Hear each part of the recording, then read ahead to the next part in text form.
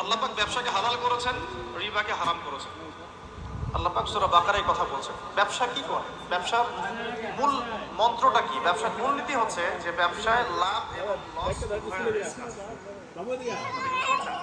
এক ভাই ব্যবসা করছেন, লাভ হতে পারে, লস হতে পারে। যখন আমরা রিবা মুক্ত ভাবে একটা ইসলামিক অর্থনীতি প্রতিষ্ঠা করব, তখন ব্যবসা ভিত্তিক ইসলামিক অর্থনীতি যখন চলবে, তখন ক্যাপিটাল বা সম্পদটা এক হাত থেকে আরেক হাতে সার্কুলেট হতে থাকবে। মনে করেন আমরা ব্যবসা করছি একটা মার্কেটের মধ্যে, ছোট করে বোঝাই, ছোট্ট মার্কেট, ছোট্ট বাজার, এখানে সবাই ব্যবসা করছি। এই ব্যবসার মধ্যে কেউ লাভ করবে, কেউ লস করবে। যে ব্যক্তি লাভ করবে, লাভ করে আস্তে আস্তে আস্তে ধনী হবে, যখন তার ধন নিসাব পরিমাণ সম্পদ অতিক্রম করবে, তখন তাকে যাকাত দিতে হবে। এতে করে সমাজের যে অংশের মানুষের হাতে সম্পদ নাই, সে অংশের মানুষের কাছে যাকাতের মধ্য দিয়ে সম্পদ যাবে, সম্পদ সার্কুলেট করবে সমাজে।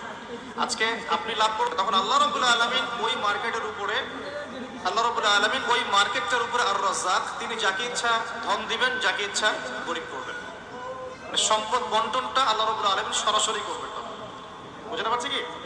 আচ্ছা, কিন্তু যদি এখানে রিবা আসে, ব্যবসার মধ্যে রিবা চলে আসে, বা মজুতদারিতা চলে আসে, বা মাপে কম দেওয়ার একটা ব্যাপার চলে আসে, বা দুর্নীতি চলে আসে, কালোবাজারি চলে আসে, তখন কি হবে? সম্পদটা মার্কেটে আর সার্কুলেট করবে না, কারণ সুদের মধ্যে লাভ লসের কোনো রিস্ক নাই। হ্যাঁ, লাভের রিস্ক, লাভের একটা অংশ আছে, লসের কোনো রিস্ক নাই। আপনি 100 টাকা দিয়েছেন, 110 টাকা পাবেন এক বছর পর। আপনি 200 টাকা দিয়েছেন, 220 টাকা পাবেন এক বছর পর। এখানে কি লসের কোনো ভূমিকা?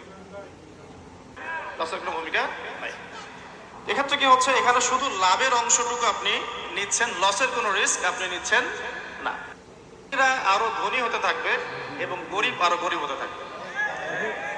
শুধু তাই নয়, এই ধনীরা যখন যাকাতও দিবে না, তখন এই গরিবদের অবস্থা হবে একদম মানবেতর। যেটা এই ছোট্ট একটা মার্কেট দিয়ে উদাহরণ দিলাম, এই ছোট্ট মার্কেটটাকে আপনি একটা দেশ কল্পনা করতে পারেন, আবার একটা বিশ্বও কল্পনা করতে পারেন। পুরো ওয়ার্ল্ডে এই ইকোনমিক সিস্টেমটা এখন চলছে, সুদভিত্তিক ইকোনমিক সিস্টেম।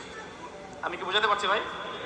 আচ্ছা, তো ব্যবসায়ী যারা আছে তাদের প্রতি একটা নসিহত দিয়ে শুরু করি আলোচনা। সেটা হলো, একটা সুসংবাদ দিয়ে শুরু করি। নবী সাল্লাল্লাহু আলাইহি ওয়াসাল্লাম একটা বিশুদ্ধ হাদিসে বলেছেন যে একজন সৎ ব্যবসায়ী, যে ব্যক্তি একজন সৎ ব্যবসায়ী, মাপে কম দেয় না, মজুতদারিতা করে না, দুর্নীতি কালোবাজারি করে না, আমানতের খেয়ানত করে না, মানুষকে ঠকায় না, এই ব্যক্তি ইনশাআল্লাহ তাআলা কিয়ামতের দিন নবীগণ, সিদ্দিকগণ, শহীদ